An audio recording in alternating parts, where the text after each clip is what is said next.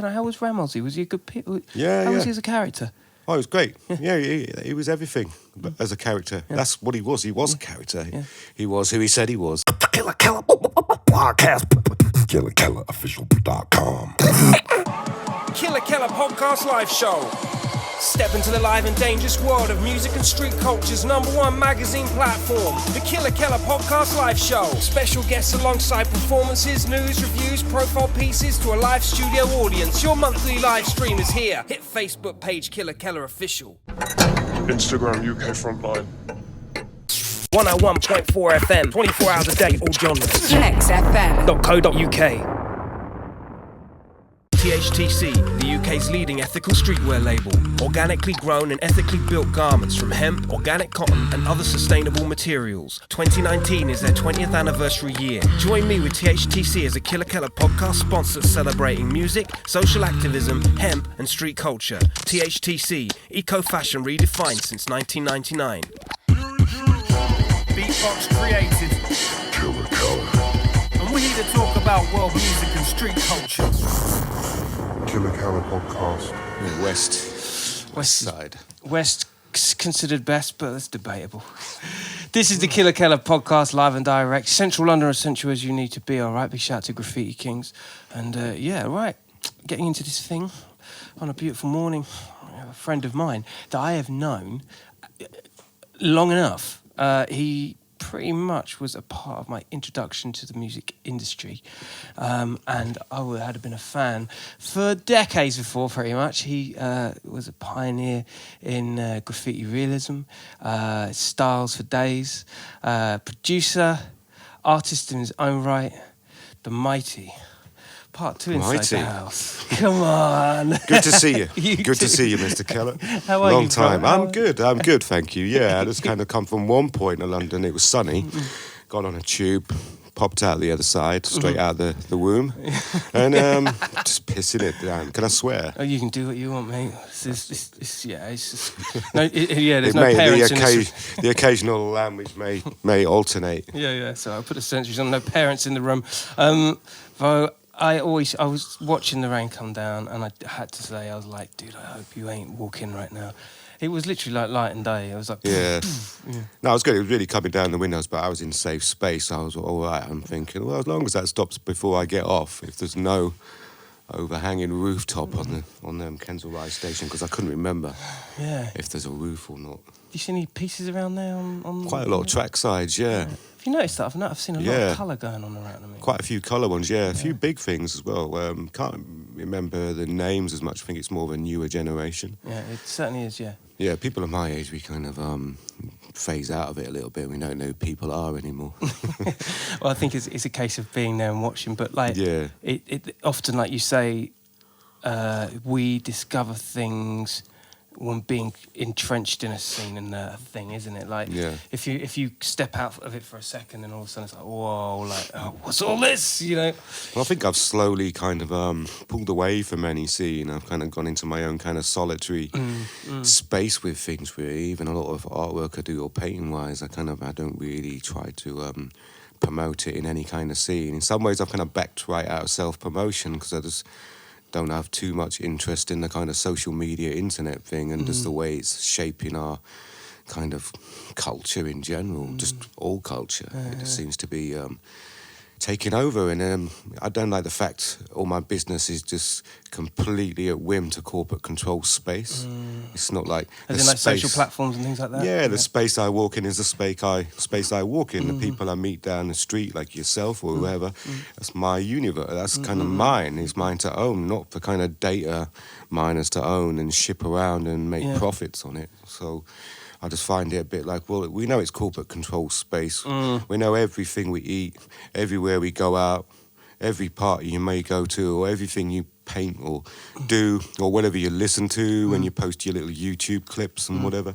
It's kind of, we're kind of stuck in this corporate control space. So I'm a little bit wary of it, just from a personal point of view. There's an anarchic approach to graffiti and also street culture as a whole. How much of it do you feel like nowadays it almost feels like we fall in line? I know I do. By no other choice, because not only is it the way that you're forced to go, but it's the way the audience consumes shit now. Like, do you feel like we fall in line a lot? I think a lot of it falls in line, and those of us who don't want to necessarily toe that line end up kind of either having to remove ourselves, or we find ourselves kind of almost being removed. Yeah. So, like I say, like in general, I just feel like everything is. I think I was saying to you on the phone the other day that you can go to Shoreditch, and the look of the place, if there isn't a wall painted with a artwork on whatever, there's tags, throw-ups, everything is plastered. It looks like Ladbroke Grove back in the day. Yeah. But it's not that. It's almost like an advertising colony for corporate companies to kind of, let's pay, Inspect. I don't know, let's pay 50k for a company's wall, but then that company gets them, and then they pay the artist something like 2k or something, and you just got this. It's quite disturbing. I think it's quite back scratchy. It's not what it was about. I mean, I come from a grassroots level of that part of culture in terms of. I mean, I don't even like to use the G word. Followed by the RATT or F and all that in street. I'm not. I really, mean, you cited not really interested. On the phone, you cited spray practice. Because I just think the medium is bigger than all of it. It's transcended any boundaries you can try and pigeonhole things into. And like I say, people think street art to some degree is part of an art world. It's not even in art world. They're not sitting next to Anish Kapoor in the White Cube or wherever. It's not kind of on that level. It's a million miles away from it. You kind of. It's almost like its own little ghetto. We'll call that urban art, and then the gatekeepers will say who gets in and who doesn't. Because at the end of the day, it's the gatekeeper model, isn't it? That's it. And it's who garners the most money. Exactly. That's street art. I mean, I got to make money, but I try and keep at a safe distance from it all.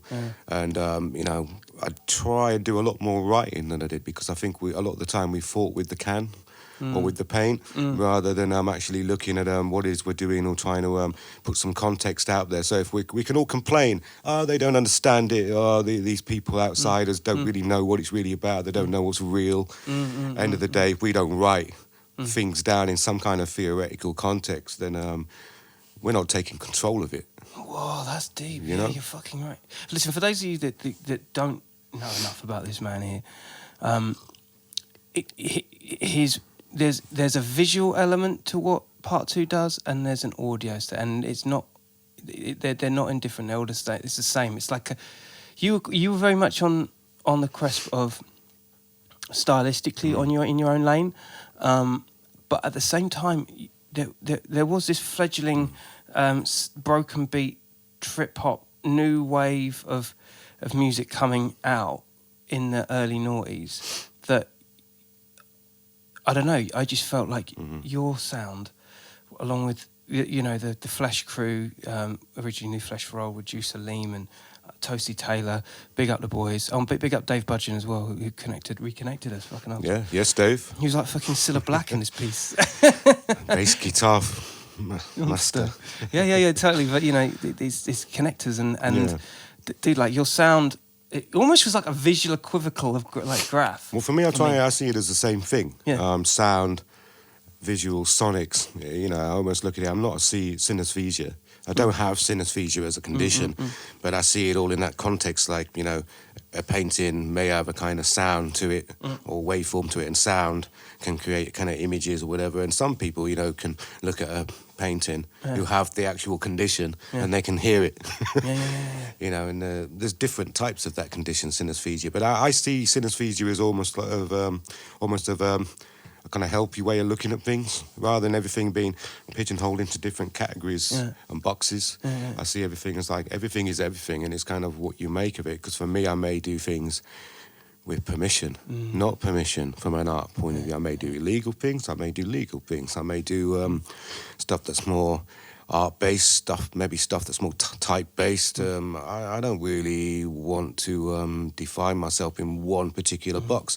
So that's why it's easier for me to just define a culture as spray practice, because that don't make no difference to me whether you're bombing tracksides, painting trains, doing gallery shows, painting commissions, or doing graphic design, or just interior design, spraying furniture. Everyone's using that medium for something.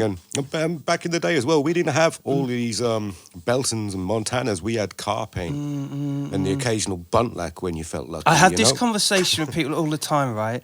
Particularly on boards. Like sometimes I see people pipe up on a board saying about an old school thing and how, because I'm like, yo, do you have any idea like how hard it would, like a Nima and the pieces that he used to do, like on trains. Nima, I think Brighton. Yeah, TPG. Yeah. Like the levels in which he was creating and, like you say, fucking with letters, like with the quality of products. That's it. It's just it's unfathomable. I mean, some people just want to put a name up. Yeah. So it's basically about stamping the ID. Yeah.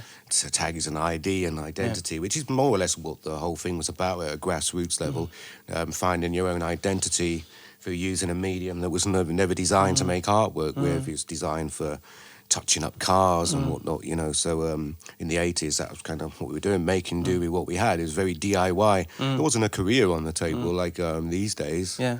What were we doing it for? That's the thing. We just did it. Yeah. It was a necessity. We just did it. Love that. And you were, listen, and this is for documentation, you were one of the original. The buck stops fucking here in terms of photorealism on wall. Like you were pioneering that shit so early doors. Yeah. Like, and then nowadays, like you say, the technology on graph and paint and things, and how people consume it. Yeah. It just becomes an abundance. And It's just like anyone back in the day learning to use an airbrush. You can buy an airbrush, figure a few things out, get a bit of advice, and you're off. And there you are. Part 2 is the one. Here's something. Right. Part 2 was the one. All right. Well, I kind of regret it all now when I look at the global kind of saturation of that kind of stuff. I kind of wish it hadn't happened. But for me, there was Pops 100 doing the odd bit of it was portraits really then. System did a few. There was Freedom in New York, tried a few. It wasn't quite on that level yet. But then I just kind of got into it around the same time because me and Pops both saw a Marilyn Monroe in Sheffield under Kelvin Flats, which is like a brutalist estate, which is now knocked down a long time ago. I think Anne Whitcomb knocked it down or something. Really? And now the people who used to live there just watched as they demonised and criminalised this whole estate. What? And they were like, hang on, this is our home. We all know each other. We walk along the balconies fucking every hate day. that, man. Yeah. And it was kind of like, I think there was a thing I found, an essay by somebody, and he's talking about how he stood there with the crowd watching them knock the one of the walkways down. And he's describing it as, wow. He couldn't help but think, how are we going to get to the other block now? Because he was he just in shock. Still felt like he still belonged there. Yeah. And when it was knocked down, it was Anne Whittingham operating the thing, slamming the ball on it. And I remember he said, everybody's cheering. Like, hey, like it's a big event. And he's like, hang on, they're just knocking down our home. Wow.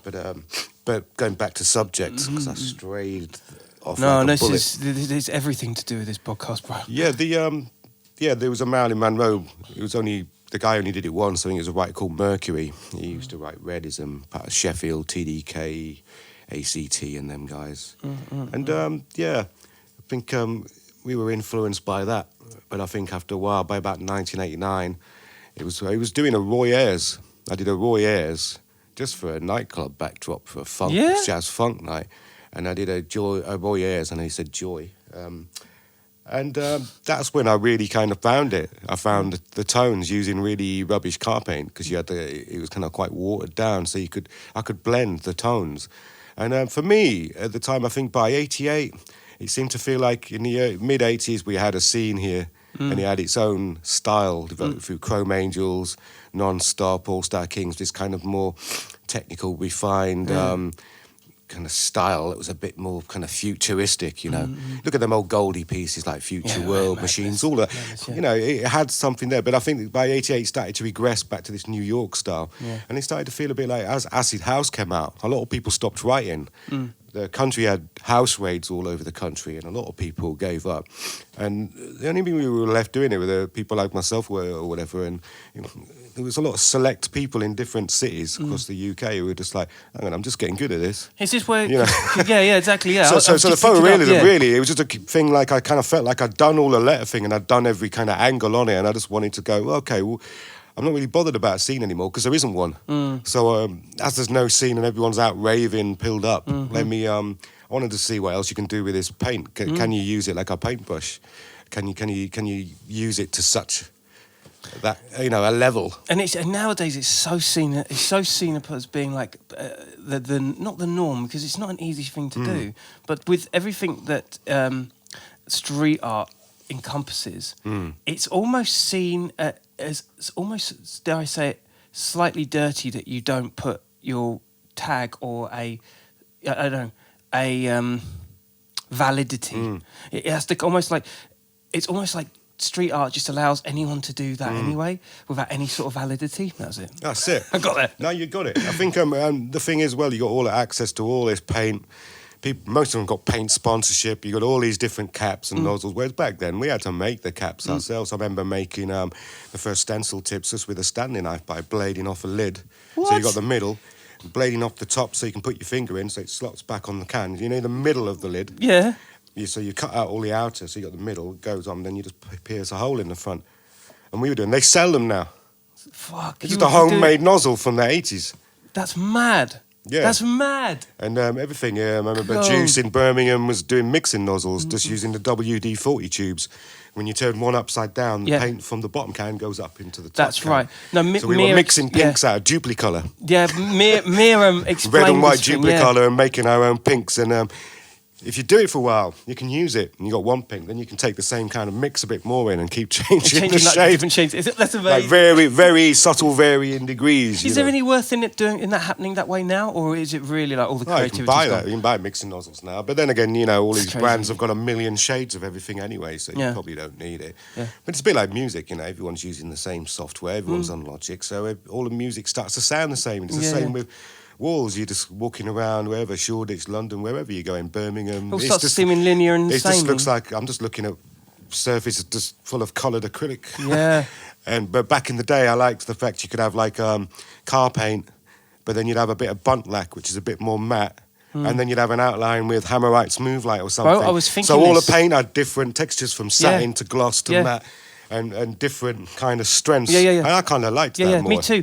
I swear to God, I went down Brick Lane the other day, and I thought that very same thing. I was like, I almost felt like, because You could peel it all off, couldn't you, and make yourself a plastic chair or something. You can melt it all down. I don't know. I just felt like it was so intense, and I don't think the intensity of like what the location has changed. It's always been like that. But the paint, you can hear when someone's used Ableton. You can hear when someone's used Exactly. Logic. And it's the same thing with the aesthetic. So everything is like beyond the aesthetics of what a particular genre is. Say, like you say, broken beat or drum and bass or dubstep or whatever. End of the day, it all sounds like the software. Yeah. The software kind of rules. How do we fix this part too? You've got to joyride that software or start pulling out all the analog machines again, which is a pain in the backside, really, because then you've got to start doing outputs on a desk, and it's just so easy to jump on Logic and just keep everything in the internal plugins and just quick and easy. and I can mix it. Done. I don't even need to go outside this machine, But you kind of got to get all the old analog stuff out and start kind of like, does the old Akai 3000 still work? Can I get that old SP12 to work? Now, how did I use it? This is things. Shit, how did I use that shit? Because it's like all these kind of modes and switches. Lights and bleeps crazy. and shit. Yeah. But wouldn't it be maybe novel actually, in maybe in a negative sense? I don't know. But wouldn't it be amazing if like an ATG crew came out again, but this time that quote naive style that people kind of put into the street art brackets at times. I just say little clause there because I fucking love it. But they go one step beyond and actually go back to fucking roots and literally do that with the nozzles. Everything is like a code of practice. Everything is for the end result being so like personable, Yeah. yet dangerous and hardcore. You know? It's even more crazy is if people can do that. That's worth a lot of respect because you try and find that carpet now. it's actually role reversal, isn't it? You might find some, and you might find out of 5 cans, 3 of them the pressure's gone or something. Yeah. If you can find any of that stuff, but it's trying to get it back to that kind of analog. I mean, I don't know. I mean, I'm kind of doing. I do my own little art experiments that nothing to do with painting in public space. Obviously, I've always worked in public space, but not so much lately. Some of the experiments I'm doing, I'm kind of doing these things where I'm just making paintings out of rolling cans. Explain that. You put an elastic band around the can, so it's going off, and just roll it, so you get a straight line, and you just get completely impossible gestures. Oh, that's that crazy. You can't get with a hand. But you can't repeat ever because it's done there. Yeah, and you got the motion. Of course. So you're going the trajectory. Yeah. Can you do it hanging? You know, because some people you get the buckets with the paint and they spin around on a you rope. kind of got to do it like Jackson Pollock. That's crazy. So everything's got to be a flat environment. Yeah. So really, just playing around. But that for me is much as people may think it's arty, whatever. I don't really care what anybody thinks. Really, No. For me, it's more primal. Yeah. Just going back to you're not even writing your name anymore. You're just seeing what things do And by I'm not nature. what you think I am. I'm going to do this. You know, trying to get it back to some kind of almost like a rewilding kind of project, back to nature or something. Yeah. You have to. We're so unworlded now. Yeah, that's right. And you have to go back into a primal reaction to things that are the way. I know, go against the grain of what's going on now. You've got to, and I don't know how small a margin that is. Like because when you've got everything available Yeah. in an instant, online and whatever, and you've got millions of people all over the world doing all these things, and you don't even know who's doing what where anymore. There was a point where everybody knew each other in a certain scene, or even in UK in the 80s, I could talk amongst other UK writers and we'd know who's doing what in Paris, who's doing what in Amsterdam or Berlin. We kind of knew those things because it was like, it was a grassroots scene more. But now you just don't know what's going on. It's just, it's not even ours anymore. It doesn't even belong to us. So at the end of the day, the only way to claim it back is to just abandon all their kind of terms, whatever they want to call it. People might think, oh, graffiti is something, that's what we're about. We're graff. But for me, I'm not interested in that word. Even if whether I'm doing artwork or art shows, or even if I was doing trains or something, I'd probably rather be called a terrorist or something than a graffiti artist. Because you can imagine in it when you get them TV shows and you got someone like, you can hear Philip Schofield's voice. I can hear it now. It's clear, saying, "Oh, we got a graffiti artist in the studio today," and how trivially you just feel a bit almost embarrassed to be called it. It's almost like you're deflated from the get-go. And it's not like what we're suggesting here is you or I or anyone else to single themselves out as being particularly, extraordinary compared to the rest of people do. But I feel what you're saying. With beatboxing, and I'll use it as a relative, I only know this, my friends, for I do know, is that when it comes to beatboxing, right, there's a lot more people that do that as well. And it dilutes it. It almost becomes a bit where turntablism went in the mid-noughties, a bit chin-strokey, a little bit kind of geeked out, should I say. You fall in line to that shit, and you fall in line to it, and what happens is everyone gets tarnished with the same brush, and it becomes you become the geek as well. And we're not the same brush. And we're not the same brush. We're not the same brush at all. Everyone's like a different instrument in a kind of whole economy of whoever we are. We're like we're like noise. We're just different noises. We're all meant to be making different noises, but half the time everyone's making the same noise. So you're not really playing your part. It's like I was into all kind of jazz stuff like Sun Ra Orchestra and everything. He always used to say people are out of tune with the planet and things like that.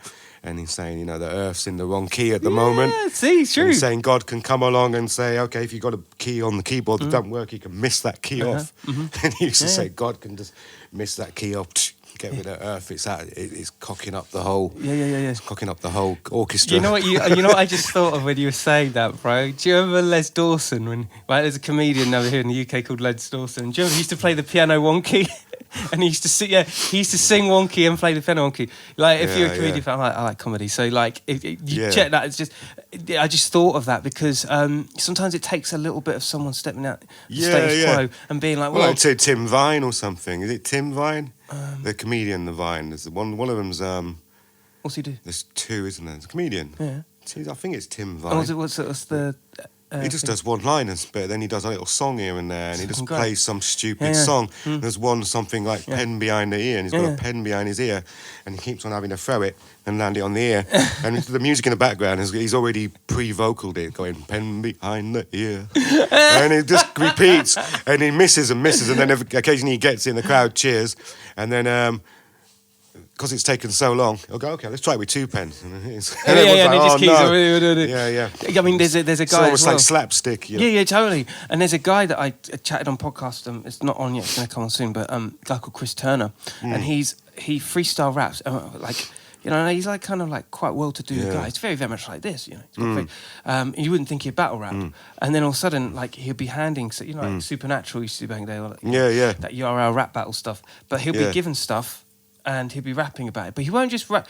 He's so good, like he's dangerously good, and he'll rap in raps in and talk about this in its context and all sorts of stuff. But he puts it in a comedic form, so he's a comedian first and then a rapper. Yeah, like that again. It, like we were saying, pushes things that little bit more. It's like observational rhyming. Yeah, like here we are with Kela, wearing the glasses yellow.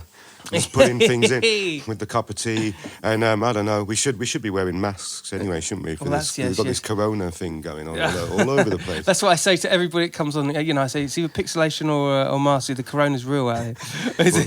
Where's your mask? Yeah. Where's your pixelation, man? We were joking about it last night. You could walk down the South Bank in one of them suits. That's what someone said here, and get a Corona logo off the beer bottle. Like made in Wuhan or something. It was just crazy. Oh my God. That's the kind of level it's got to. So I saw it on Instagram today. Someone had done a Mona Lisa in a gas mask. Yeah. And it said Corona Lisa or so. It's just ridiculous. Oh my God. It's just got stupid. And was it the Cockney rhyming slang is, what is it? Miley Cyrus, yeah. Virus. Coronavirus, Miley Cyrus. I mean, you know, it's just... It's crazy. It's extremely creative, isn't it? You know what I mean? When you think about the lengths people would... I think there's more platforms for creativity. Anyone can be creative. Yeah. That's what the... That's the good thing. That's what the internet's opened up. Anyone can be creative, which is great. Yeah. But it's bad as well. Yeah. Because it's like things become to mean less. They do become to mean less. Because it's like we're not bothered about it anymore. It's like if holograms are now here...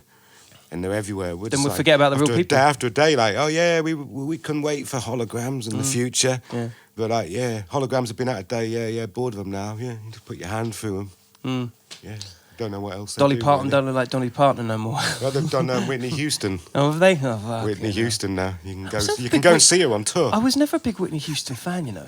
I mean, it might be controversial for my demographic, but like, I was never a big. So demographic, my age range. Music, I mean, my age range. It's just pop music for the masses, isn't it? Yeah. Yeah, if you don't consider yourself the masses, then it ain't for you. Yeah. Do you think pop music and the like and technology is overconsumed us because what used to be not cool and pop is almost like intrinsic in our music and our culture? What do you think? I think it's kind of it's all merged, doesn't it? Well, all pop means is popular, and everything's popular. More so now than ever, doesn't it? Yeah, everything available, everything at once. Do you feel like you're lucky? I feel like I'm lucky that at least, like we're saying, the technology allows people to be observed and just come out of nowhere and be like these sensations with like a funny meme or a funny piece. But don't you feel like slightly lucky that? I think we're too lucky because I feel a bit like I can't remember who said it, but there's a whole thing about almost like if you've got too much democracy and freedom, it kind of defeats the object of what something is. Something may need a kind of more of an underground existence to contain any of its meaning or any real significance of what you do. Like same with the art thing, with the spray paint and whatever. You know, when it's everywhere, it's not got the same meaning as back in the day when you had to kind of visit a town, get a train there, climb over a fence to look at something, to take a photo. Yeah, the glory. You ain't seeing that piece unless you visit it in the physical. Whereas now it's like everyone actually... It's almost like people paint walls now. to be online. So it's kind of like probably even uploading the stages from beginning to end of the actual piece. Yeah. Then by the time it's finished, there it is. It's just another thing down the newsfeed, you know, in the ocean. This is a concern, isn't it? Trickling down. I feel like it is a Gone concern. tomorrow. Yeah. I feel like it is a concern.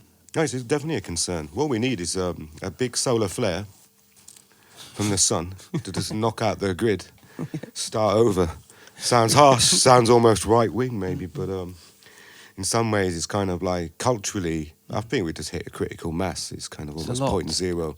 It's a lot. And part of my nature and styling of what I do is about finding new ways and new interpretations of things. Everything I do, as soon as I do something and it makes its point, I try and move on.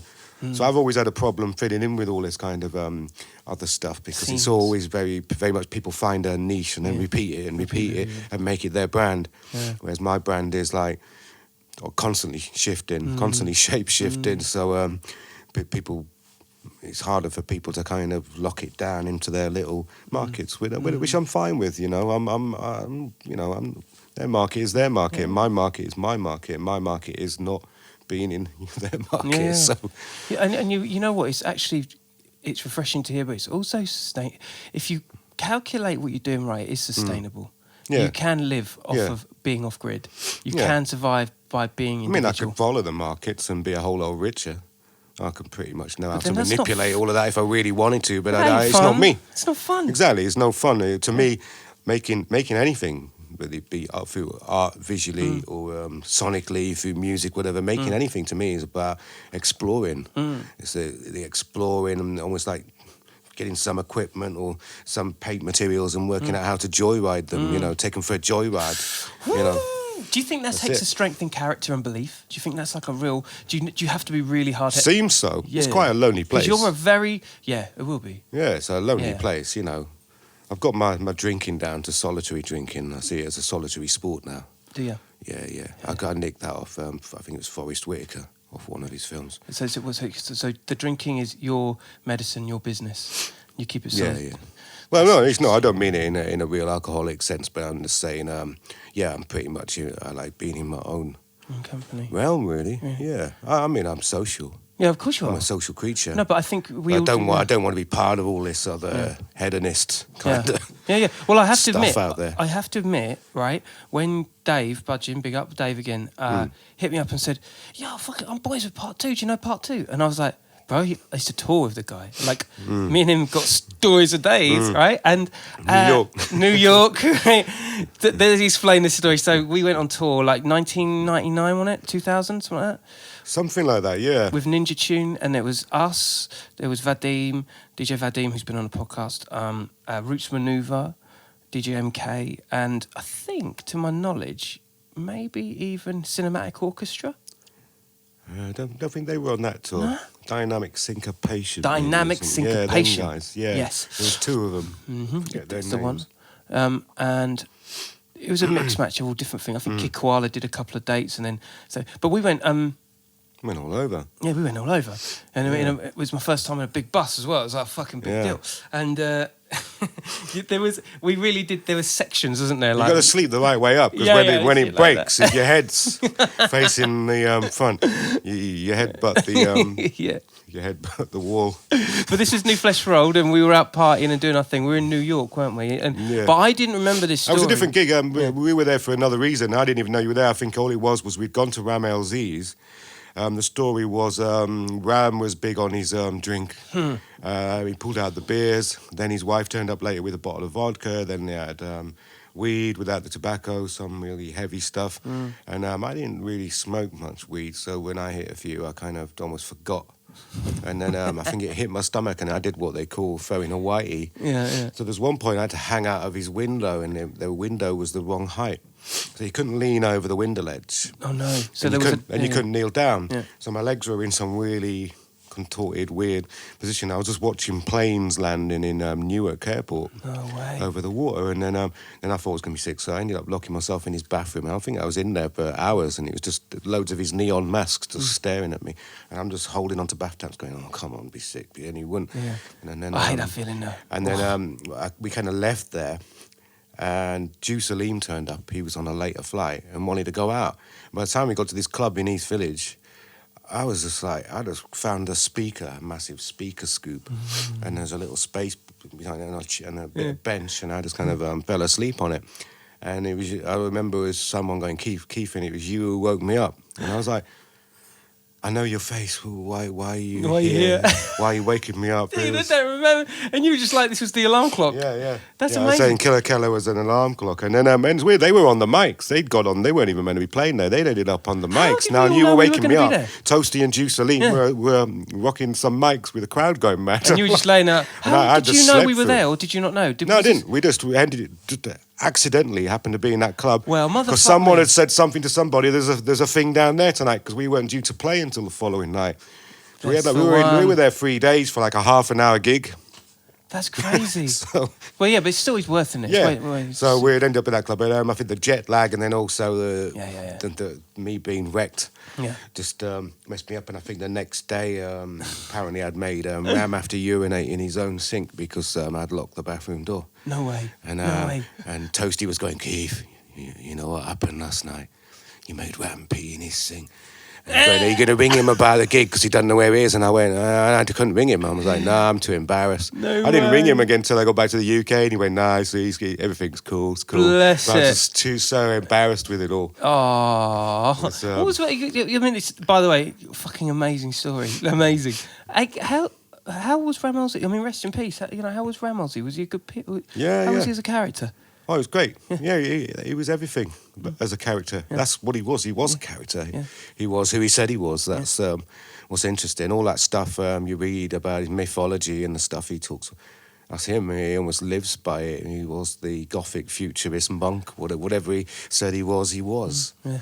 He literally embodied the things he made. Yeah, he became his own myth. He transcended the whole hue man thing that he used to call it, like hue as in hue, colour and all of that. Human race, what are they in a race for? All these kind of little philosophies. Yeah, did you quite simple. Get into them? Did you get into the philosophies with them? I understood them, and they were here. Some of them means more to me than others. Some maybe I'm a bit like, I'm not so bothered about that or whatever, you know. Yeah, I mean, the whole thing of armouring letters, I totally get it. The whole thing about him armouring letters to try and destroy the infinity symbol or whatever it was. And for me, I kind of understand it in terms of the development of wild style, of the arrows being missiles. And when they were on the trains, they were like, the rolling pages. Yeah. And they were arming themselves against the next piece, the whole battle thing. But that's incredible. But for me, he saw it as a life philosophy, and my thing is, well, hang on, that's a little bit like civil war in it. Why don't you just transcend the letters and create a new language? Yeah. That's more my take on it. But it's weird because a lot of people he preached to, always preached. People went to his place in New York and he just preached to them. His whole philosophy, almost indoctrination. For real? Whereas with me, he didn't do that. We just kind of walked around and mucked about and just had rhyming battles about any old stupid thing, like, What was his house like? Was it literally wall to wall? The battle station was. When that closed down because they were selling the building, I think he went for years without even paying rent on that place. Really? On the battle station. Yeah, that's why he did a track called Pay Your Rent. It's based on the whole thing. I think he used to hide every time they came or whatever, but no one could get him out of there. That's just what he told me. He used to say. Rights, he used to say he never paid rent. He used to use the rooftop as well. And apparently he used to go on about it. He's always up there with his slingshot. I'm like, what's the slingshot for? He's like, I don't like the Samaritans or something. He used to slingshot the Samaritans off his rooftop. Tell you what, man. I mean, when I think New York, he's a funny guy. Yeah, when I think New Yorkian of a creative nature of our era, he was kind of one of the last few of that generation from that kind of the old downtown scene. And William Burroughs, even, and all of that. Totally. And we lost FaZe. Yeah, rest in peace, recently as well. Yes, you knew him as an acquaintance too, right? An acquaintance, not from years though. My partner was in touch with him quite a lot on a pen pal basis, actually. She was very much in touch with him in the last year or two, whereas like my last contact with him was probably like 2010. He wrote a foreword for a catalogue. So I knew him briefly. I mean, for me, Ram was more like my close buddy. Yeah, if you know what I mean. So I didn't really have that kind of thing with FaZe. It's just a warm, fuzzy idea. I don't, I was a little bit younger than that. I know these as names, but even me, that feeling of that era of New York, like, you can touch it. Yeah, yeah. You know what I mean? It's such a, like you say, John Michel, and, you know, just that whole era of New York being extremely creative. The rap scene, the punk scene, this, you know, it's touchable, it's tangible, isn't it? Yeah, and it was, there was something real about it in not real as in a keep it real kind of thing, in a very authentic way. There was something more authentic about it, but in some ways it's a kind of grassroots DIY ethos coming head to head with that, almost the kind of fashion scene. So there's the kind of real and unreal, you know what I mean? But then, you know, but it all works, you know. I mean, Grace Jones and all of that, you know, these things. I mean, she was the ultimate pop star, really. Yeah, for real. You know, in I terms couldn't of, agree more. You know, there's nothing else that rivals that authoritative. Yeah. You know, diva, I'm doing this. You know what I mean? it. And it's when I think of Whitney Houston. These are just like two different worlds, man. Like, do you know what I mean? Like when you talk about maverick pop and you know, don't give a fuck. Like they don't breed. They don't breed people like that. Yeah, because even the pop back then, around the time Grace Jones, it was all, most of it, all the good pop stuff, probably maybe half of it, or maybe a bit less, was kind of post-punk, which was actually good stuff, whether it be Talking Heads, B-52s. Yeah. You know, there was actually good pop music. Two-Tone kind of crept in from over here. Were you a Two-Tone fan? Two-Tone. And when I was a kid, I remember all the Two-Tone stuff, Specials, AK and stuff. Yeah, it was kind of interesting, because that was just all the happy accident of people maybe being into Don Letts playing reggae over here in punk venues, and people kind of getting into the reggae thing and trying to copy it and getting it wrong. And in some ways, you had it wasn't ska as you knew it from Jamaica, but it was a kind of new ska, post ska, I don't know, whatever you want to call it, but it had its own thing. And I think in some ways, you know, even in this country, some of the rap stuff is maybe that now, you know. Yeah, I think a lot of it is, the grime stuff or whatever. It's kind of like, it's very much, if you're ever looking for a real UK hip-hop, you're probably there. It's probably even there, though it's not agree. UK hip-hop in the sense of UK hip-hop. And it's almost like another thing, a completely other generation. And there's almost like not much holistic connection anymore. Yeah. But in some ways, whether you like the lyrics or the lyric content or not, whatever, you know, that is a generation's music in the same way breaking or whatever it was to us in the 80s or something, you know. Yeah, that's right. We have to, you know, otherwise we're like our old parents going, what's that racket you're playing? Which normally means it's good. Doing spinning on your head, you'll go bald. Yeah, it's the same thing now with drill and rap and Afrobeat to a point, I suppose. I mean, there's a lot of... You've got the old hip-hop heads going, what's this? Yeah. And I kind of like that. It's perplexing me. Yeah, and I like that. It's just, you know, you've got to feed it's good. Yeah, and let a younger generation take... But then they're right to complain about it too.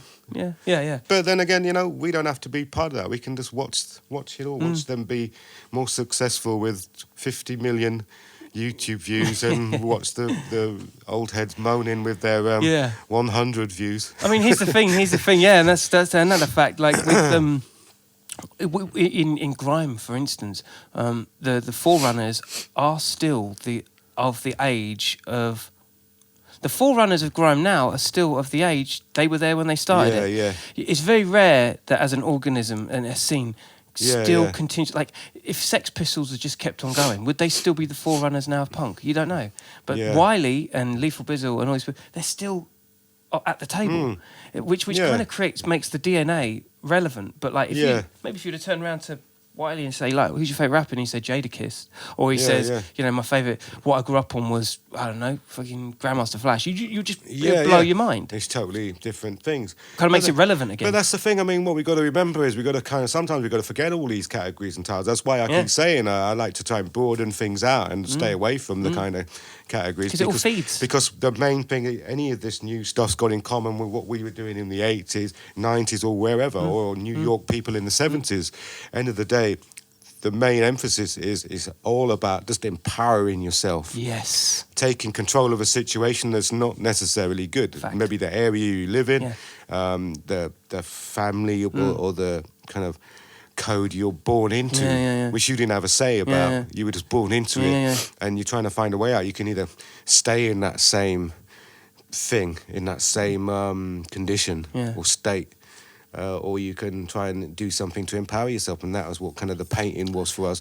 We didn't need to ask permission. We could, if we didn't have permission to do something on a space in public anyway, we'd take that space at night or whatever. And the same thing we like, you know, the whole, even the rap music thing, taking samples from a record or 2 copies of a record, just a drum beat on a record. It's like we don't have any instruments, we don't have any money, but we can make a beat with 2 copies. And this guy can come along and rhyme on it.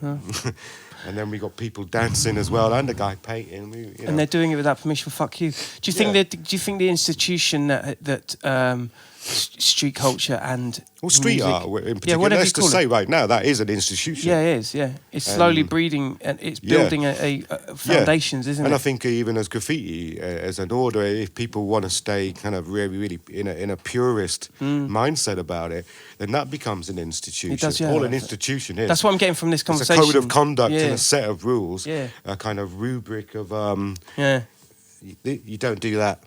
That's not considered hardcore enough. What we do. Yeah. And you don't do that, but you do this, and then you get the pat on the back, and then you get respect.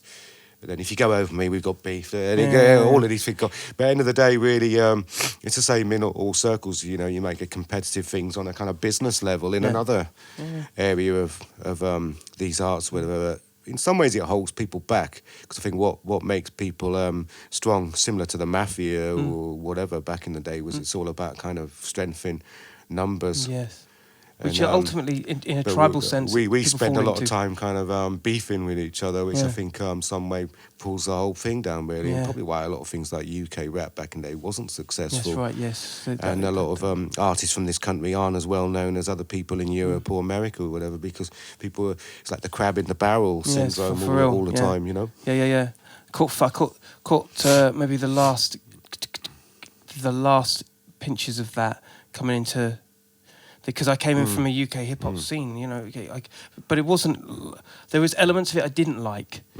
That's why when Ninja Tune, who were extremely progressive at their time and quite forward thinking in terms of broken beats, instrumental stuff, and any rapper that I would meet that is into that shit, I automatically bonded with, because I just felt like it wasn't. We weren't all linear soldiers of like having to talk the way other rappers would. I mean, say with the Big Dada Ninja Tune thing, when we signed with them, whatever. I mean, we did some stuff independently first, but I never went into that wanting to make any trip hop or anything. Mesopotamia. I was just that doing tune that you guys did. Thing, that Mesopotamia tune. Manuva used to go on about that. I remember one day he was doing a photo shoot with him, and he kept humming that bass line. And then a year later, I ended up getting past Witness to remix. I'm like, right, he's got something from that. He's using the electronic bass sounds, but to seeing his whole things. So it's funny that a year before he was stood next to me doing a photo shoot. He went on for 10 minutes. He was going, well, how's it go again?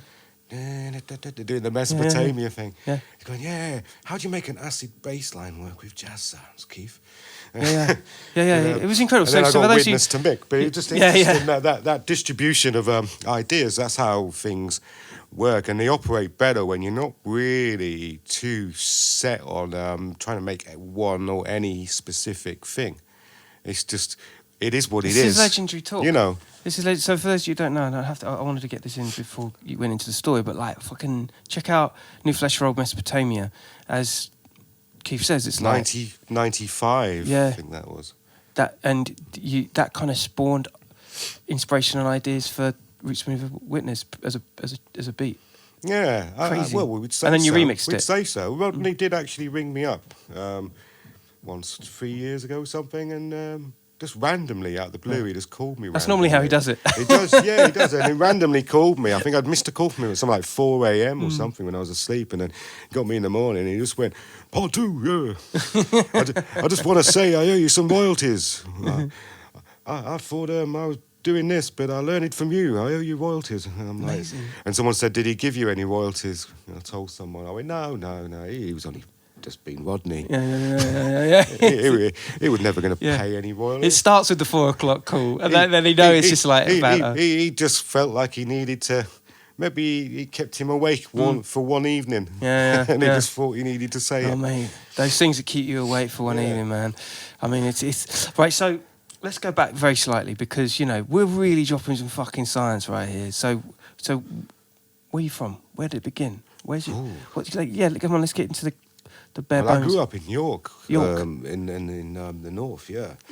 And I think back in the day when we started about 1984, so it was that really primitive, primal stuff. And I remember when there'd be an outline, you'd have two cans, two colours, an orange and a blue. You do a blue outline, fill it in orange after you've already done the outline, and then put blue highlights an inch away from the outline, the same colour or something. Really? Really primitive, primal looking stuff. How did you get away with that in York? Because York's a very, very...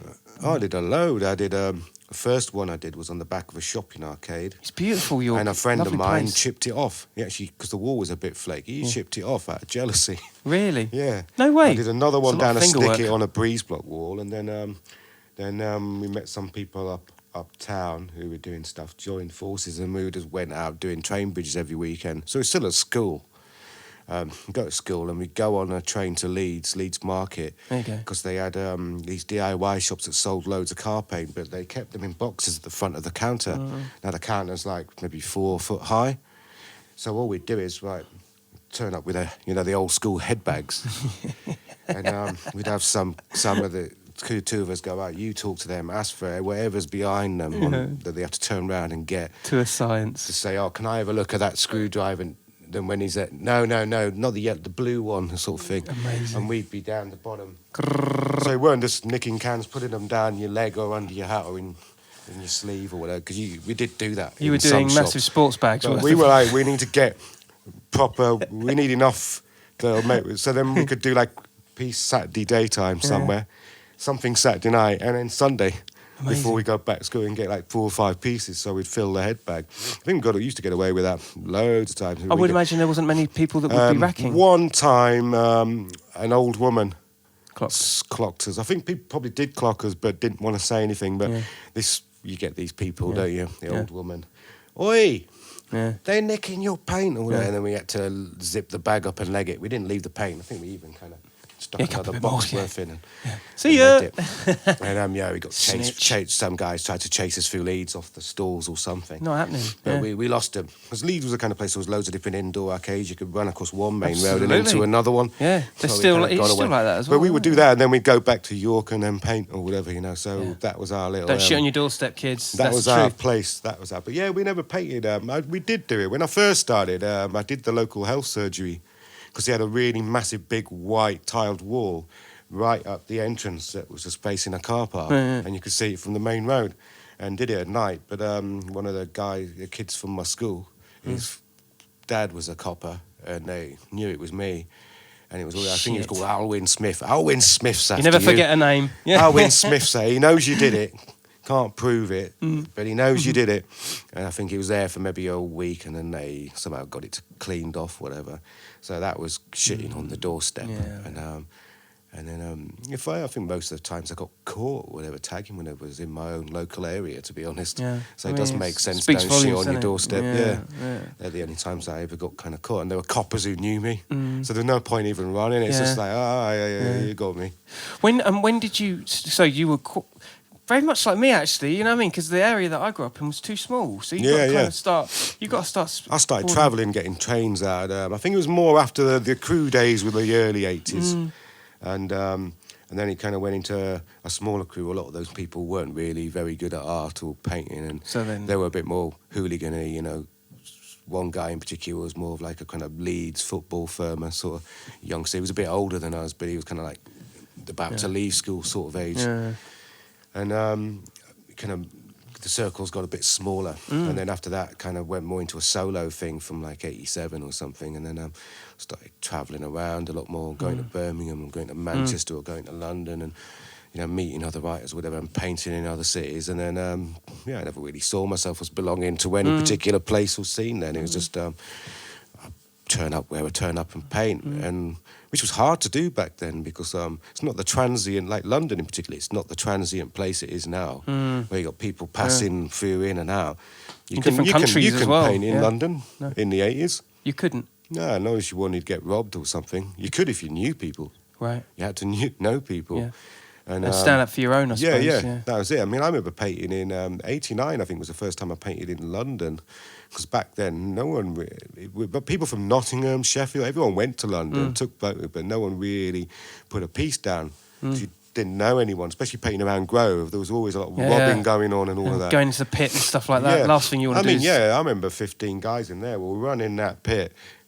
2 of them will block the doorway into it. Because only one way in. Then they just go through whoever's pockets they want. Right. I remember it was mad. It was always cameras. I remember going in decent there. cameras. Yeah. Money, whatever. Bro, I remember going in there for the first time. It must have been like 99 or something. I mean, we're talking... 99. Yeah, long So that's time quite ago. late. I'm talking late. like 87. Yeah, totally. I remember the first time I went there, I was probably 13, 14 It would have years been a old different as well. landscape. I wasn't even meant it. I was like jumping on trains half fare from the north. Yeah.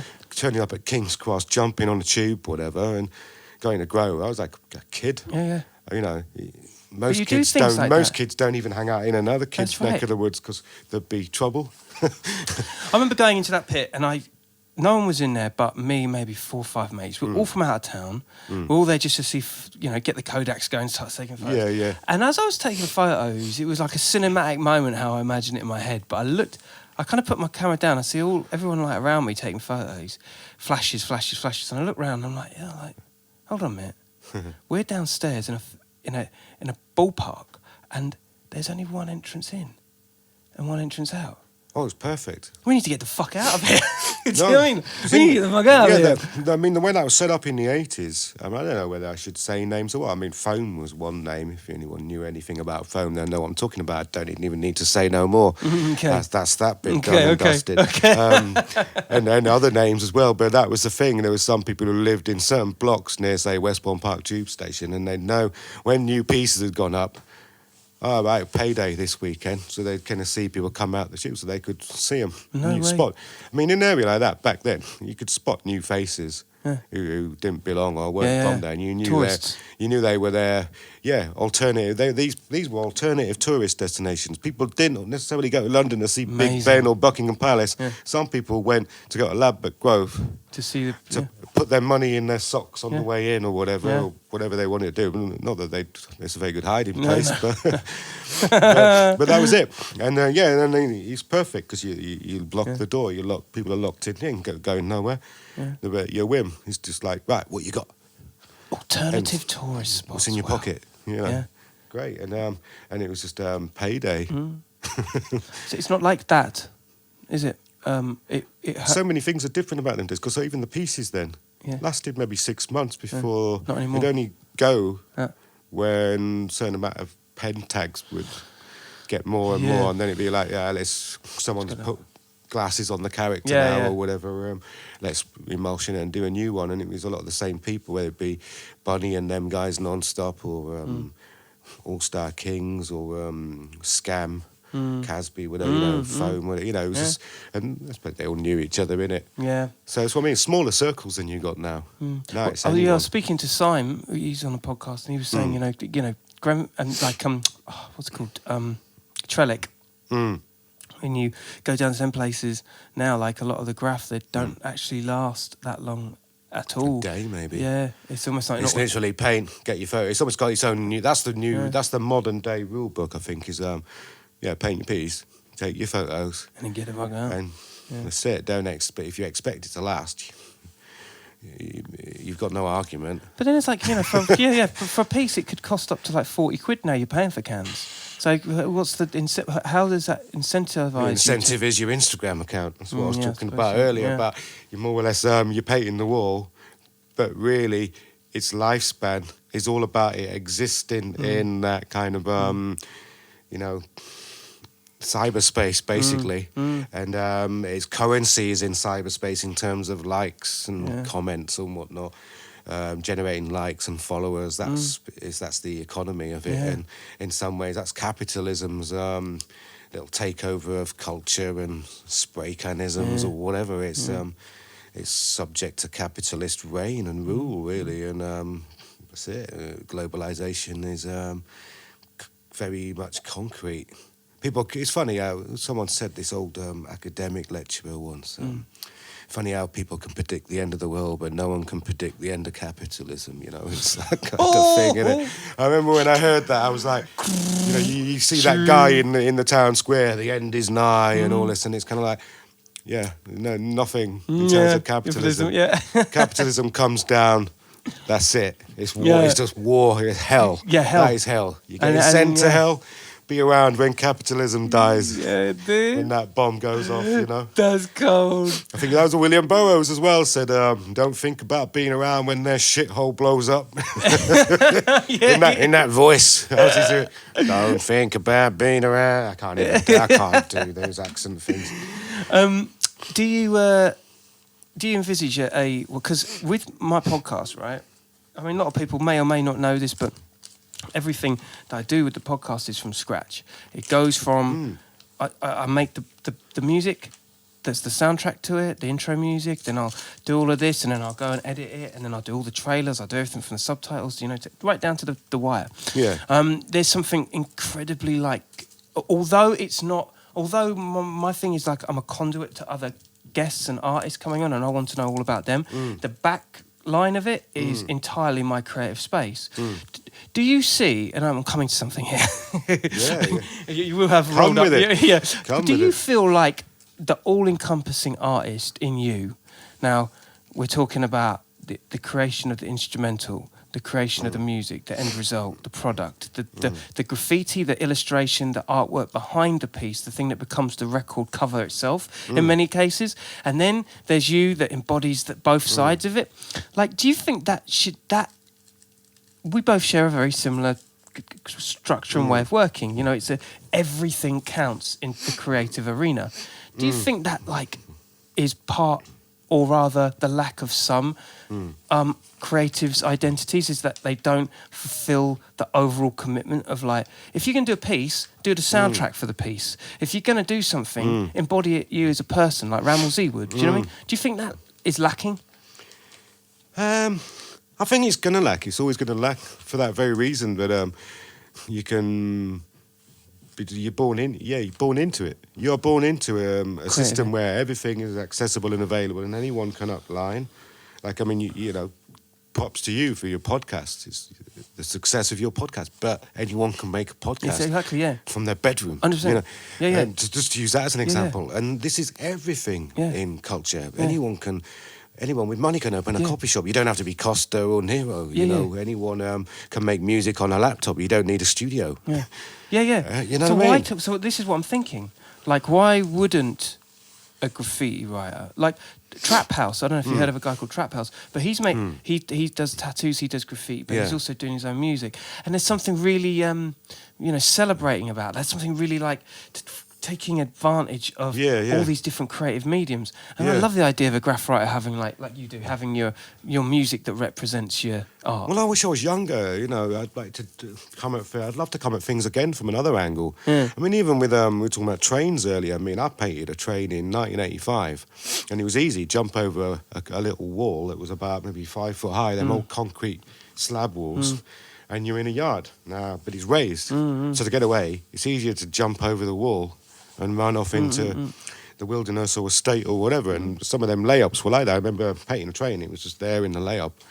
No one was going to get us, because to get through, you had to come from one end of the side of the train because of the length of the train. That's their only point of entry, unless they want to crawl underneath. But they've got to see us first. And there's a wall behind us or whatever, you know. I remember doing it. The reason I never really did trains, but I did about maybe one in Sheffield after that. In the 80s. But from that moment in time, I didn't know about anyone in London painting tubes or anything. To me, I was just trying to copy the Style Wars thing and let's do a train, you know. And you probably you probably got Ramo in your head. It's the white one. And it's like, nah, this is a blue slam door. And I think there was an embarrassment about doing it, kind of like, just me and my friend in this yard on our own, painting this slam door. Nothing else on, no other mark on it. It's not quite New York, is it? It felt a bit embarrassing. I remember we'd been painting some walls, and the four of us, and the other two had gone off. We'd gone off, walked away to go past those yards, but they had the camera. They didn't get a photo of it. And the following weekend, went back to find a photo. We couldn't find the train. Everywhere in that yard, going round between all the different carriages. Like, God knows where he is, and I didn't like the fact that I can't. What's the word? I can't contain it. Yeah. To get a photo or all of that. There's not enough control for you. Yeah, and it wasn't like there was any train scene or anything or there. I mean, I wasn't aware of who else might be painting trains in other parts of the country or London or whatever or in Europe. But you felt like a little dot in the thing. Just a tiny little dot on it, almost like stupid imitation. Like the blue slam door is hardly, doesn't that quite have the glamour of the New York subway in this crack-ridden city, and it just felt a bit kind of like a bit phony. I felt phony. I get you. So I never really pursued that. And I suppose in those early days, 85 and stuff, the big influence back then was seeing things in Covent Garden by Chrome Angels and Pride and everybody, and even the stuff down Grove and those kind of like, folklore bun kind black of styles with all the shines and all of that, and the little inverse upside down kind of. I started getting into all that kind of futuristic kind of. It was kind of like, I think Pride called it. I remember saying to Pride, "How would you describe that style back then?" We just thought it was futuristic, and he said he just looked at it as like it's just like an impressionist version of New York. It's more impressionism. Whoa, and I thought that's an interesting way of looking at it. Twist on that. Yeah, and I kind of thought I get that. Wow. It is almost like there might be a pink bunt-like outline with white highlights rather than a big, chunky, fat black outline like you'd have seen in New York. It was all very much big, because you paint big cars, a big, fat outline, whatever. And I thought in Britain it kind of, it moved a bit somewhere else, and it became a bit more like this fusion of colours, almost like, maybe it's not as wild style as, say, a Case 2, which is more... crazy. It's got more of an illustrative kind of definite line. Yeah. Whereas this stuff, because it didn't have a definite line, it looked more complicated or wild style, because it was like the colours would blow your senses. And I think that had a bigger influence on me, and I suppose my embarrassment was different. So I never really moved into those kind of territories as much. But that's why I always say people have got different experiences. There's no point trying to be anyone else but yourself. And I think if you want to talk about keeping it real, like Roberta Flack once sung, keep it real compared to what? It's to me, the art gives me some kind of way of interpreting things, interpreting life. Yeah. It's all hermeneutics, the art of interpretation, basically, and that's what it's all about. And I think feeding it through. And it's very difficult in a time now when almost everything is derivative by default. Yeah. So if everything is derivative by default, the best way of changing things is not so much like, some people might just do a letter thing and go, let's do a different character, because no one's ever done a character like that on a train. But it's not big enough change. I think it needs to be conceptually. Yeah. And if I was coming at it now from a younger point of view, I'd probably, just off the top of my head, these aren't definite ideas that I would totally do, but I'd think, okay, what can I do to a train? Okay, I like the idea of if people look at this graph thing as being like predictable, it's more graph. It's just more noise, isn't it? More white noise. Yeah, that's right. But if you painted a whole car black and got some of that sticker stuff and tinted the windows, black tinted window, then it's kind of like, who repainted the car? Yeah. They almost start ringing them in amongst their own authorities, trying to work out why that car's black. Well, it can't be a vandal. Who the hell would want to do that? Yeah. So it's the head scratch of it all. But from a conceptual point of view, I mean, you could stick huge vinyl text on there of certain slogans across the whole lot. They're saying something, whether it be political, geopolitical, something about London, or just something about anything, really. This changes. Like the idea of the rap. It's changing the way you look at it. We don't have to. Why do we have to be restricted to just using spray paint anyway? There's other ways to be subversive. And I think when spray paint fails to be subversive anymore because you see it all and it all becomes like part of the wallpaper in the background, I don't want to preach, because some people might say, fuck this dude, Keith. What's he talking about here? I'm just Graff for life. Fine. You know what I mean? But if quote unquote terrorism and quote unquote vandalism is the thing, then why would it be stuck on this one medium? Yeah, and it isn't necessarily all about the vandalism. I mean, a lot of people, I remember saying, is something on a Facebook post years ago about, do you consider what you do political, like a states thing? And a lot of people were like, no, I'm just into bombing, I'm just into that. I don't see myself as political. And they were looking at the question wrong. They were looking at it as like, nah, I don't make political statements with what I do. I just tag my name. And the point of the status was, Yeah, but it's a political act Yeah. because it's not supposed to be there. So it's your statement on like, fuck London Transport, fuck this city. I'm here and I want to write my name there. Yeah. That is a political statement. Yeah, That yeah. was the thing. And I say I don't think a lot of people always necessarily have a full understanding of what they do on a kind of wider context. But in some ways, in terms of we could make it go a whole lot further, way beyond the corporate control. Because even corporate companies can use a bit of vandalist-looking graffiti and get as away an with it. aesthetic to right. make their product look a bit more edgy. Yeah. That's But right. but we could start doing things. We can you turn the colours of a tube into Jamaican colours and keep them in the same place so it's almost like it almost looks official, just to mess. You know who with fucked their with that heads. really well? You know who fucked with that? Solo One did really good. Yeah, with the sticker. yeah. The sticker campaign was incredible. But that's it. Dude, I remember going on. I'd go out on nights with him. He would do different campaigns. This was at a time where stickering was new to brands and companies, but he was the go-to guy, and there wasn't any legislations or any weirdness about it. So his thing was like, I remember we were walking down the road, and he would get a sticker. It was a tiny sticker. We'll talk about this one podcast or another. And he stuck it. It's the same size as the barcode on the bus advertisement board on the bus stop. And I was like, what are you doing there? And he goes, well, they're brands, aren't they? I'm going to fucking stick it on their barcode so when the guy comes around trying to it won't work. It's just these little details of like, Jesus Christ, man, that's a lot of thinking. But it just made logical, anarchic, for no good reason sense. Do you know what I mean? I mean, there was a thing years ago. You'd be out just having a few beers with people and stuff, and you might be like, "What if everybody in one whole country wrote the same thing Yeah. and just bombed everywhere? Who do you catch then? Yeah. Are you so and so? Everyone is so and so. That's just amazing. You can't catch him because he's everyone and he's everywhere. Yeah. You know. Like Coca-Cola is. Yeah. Who's It's that the- kind of thing, you know. It's finding new ways to do things. But we could kind of say, is it limited to the medium of spray paint, or can we do other things? Can you take the roofs off them all?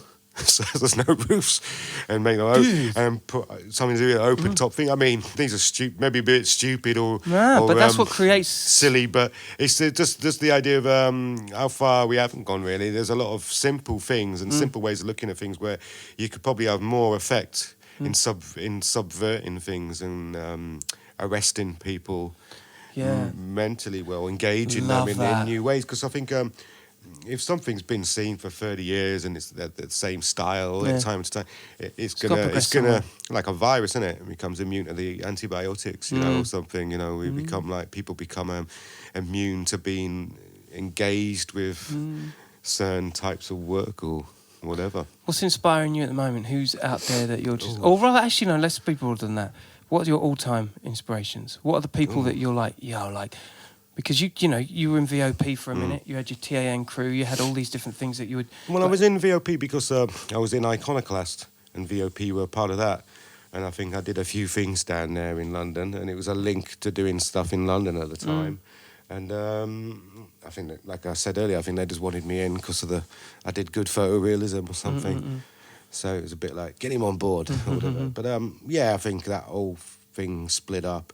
TAN sounded crazy though. TAN was my main thing, really. So it was the Aerosol Nation, which was me, System, Shine from Manchester, from the Style Stars, Rest in peace, Rob Elliott, Juice 126. Crazy writer. Yeah, I mean, that to me is like, that's real. That's the proper lineup. Like, That's like... You're not meant to drip paint? What? I'll drip the whole wall, mate, all the way down, and I'll use like 50 You still can't fuck with Juice now. Wall. Juice is still crazy. And people are trying to pin all this stuff into this kind of like spray paint in the contemporary art world, post-vandalism, and all these things that don't even really make sense. It's just stupid. Yeah. I didn't even like that Graff Futurism thing. All of these things, they just don't make sense, and it's all people kind of trying to appropriate all these things. But it's kind of like, but no one's talking about, hang on, we did this as the iconoclast movement back from the late 80s, and it's kind of like filling whole walls with drips. Now you've got Crink. Does everything have to have a Now reason? you've got Crink, now you've got Risk in LA, painting with Scene, doing that style as whole backgrounds on 100-foot walls up a cherry picker. And no one's giving that to Juice. No. And the When he same, was a- same thing, yeah. Exactly. It's crazy. And again, we're just highlighting there's no rules. Like, why does there have to be a reason for something? It's like it's complete and utter fun. He didn't for want the to sake paint of it. letters, that's it. Yeah. Why not? Why not? There's Maybe no he agenda. doesn't. Maybe he doesn't feel he needs to write his name or write things. Maybe he doesn't really want to do that. Or maybe he just feels he's not as good at it. Yeah.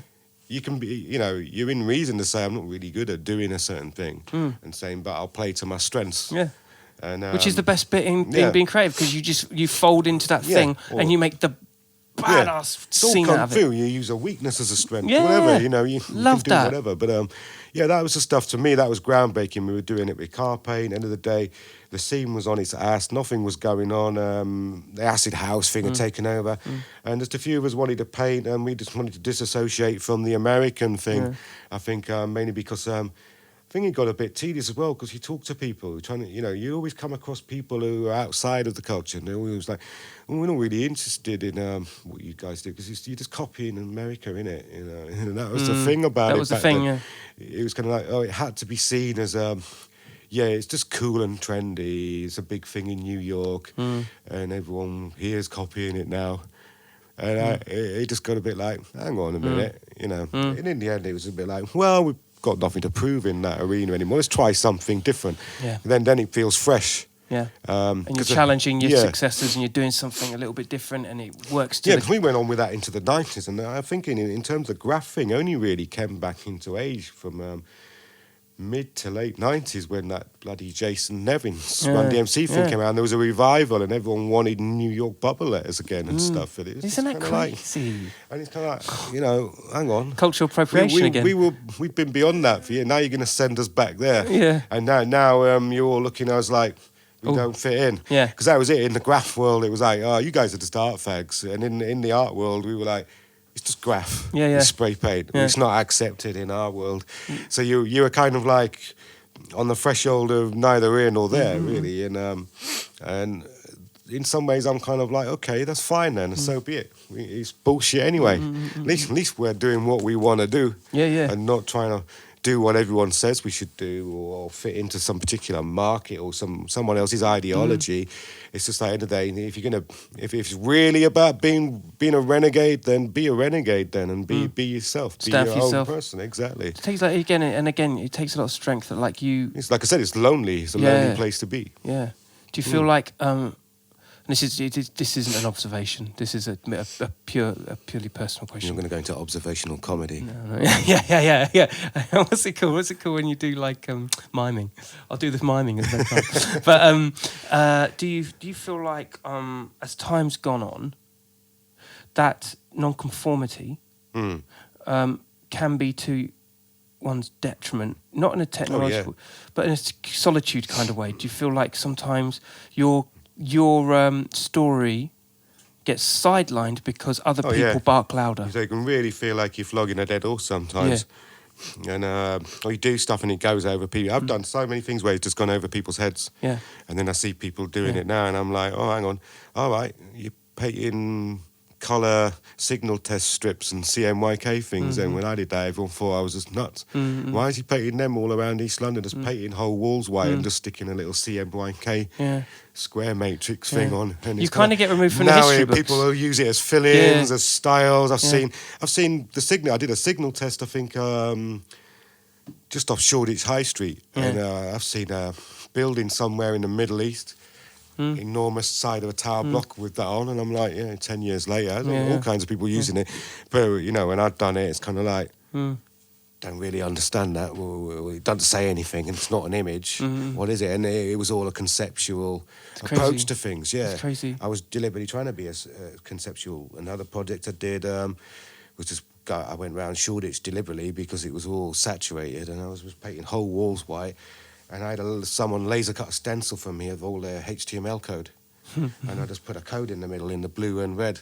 And he actually took you to a link that just gave you the driest, flattest description of the wall surface. but it was all about the whole thing of painting all these walls over and over. So it's so thick with paint that it's all flaking off.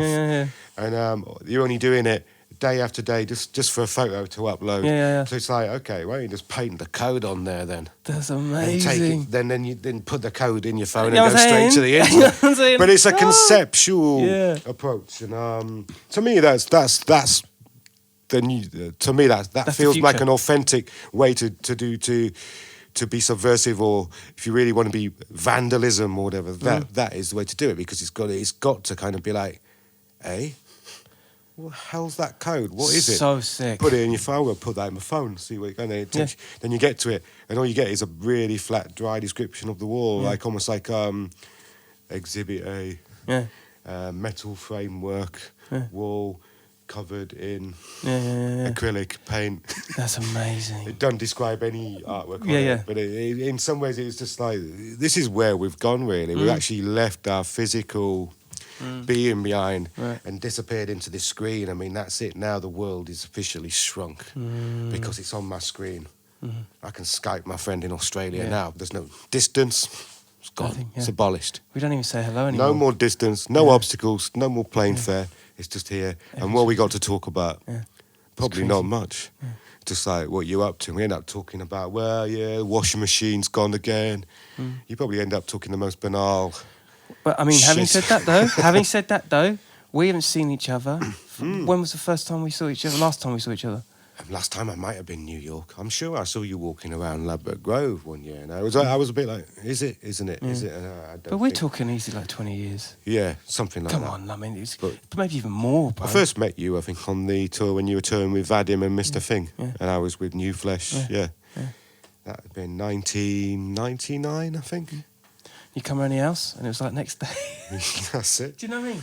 Had one chat on the phone. Yeah. Come through. And it's like, cup of tea, chilling. That's Just it. like we would have done. Yeah. That's it. It's lovely tea as well, Yeah, mate. I see you. Yeah, we only have playing in the Killa Kela podcast, and the Mighty Part 2. Thank you so much. Mighty. What's this? Telling you, bro, legendary. You're too kind. Telling You're you, too man. kind. Telling you, it's a fucking pleasure. It's a pleasure, having you on. man. Hey, we're going to have to sanitize hands Yeah. now, you know what I mean? You know it's a. Hey, I ain't joking. Stays on the surface for a week. Yeah, we got this. Yeah, we got this. Hey, 2020 business. Only doing it like this. That's it. Keith Hopewell, a.k.a. Part 2ism, a.k.a. Part 2, with the man Killa Kela, here just to say, fuck you, coronavirus. Thank you, coronavirus. Big up all area group. Thank you so much for passing through, brother. Yeah, it's Absolute a pleasure, pleasure. man. Always a pleasure, man. I'll come round again for a tea. That's right. That's worth it for Hey, the me tea. casa suitcase. I say it to everyone that comes through. You know what I mean? If you're in the area, you know what you do. That's it. Now I'm going to go and puff on this now. Yeah, it's a lovely little chug. another cup of tea in the pot. Live and direct, Central London, every week. All right, Killa Kela podcast. Thank you for tuning in. Stay lucky and stay out of touch of dodgy viruses and strange women. All right. Cheerio. Take care, people. Peace.